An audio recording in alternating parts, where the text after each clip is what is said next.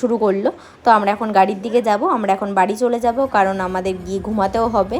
অনেকটা মানে রাত আজকে জেগে গেছি, পুরো ভোর হয়ে গেছে। দেখো একদম মানে আস্তে আস্তে আলো ফুটে যাচ্ছে ভোরে। তো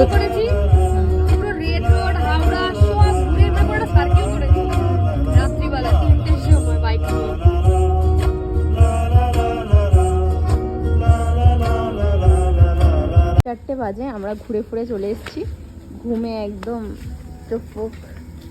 এই যে ফুলটা দেখো কি সুন্দর।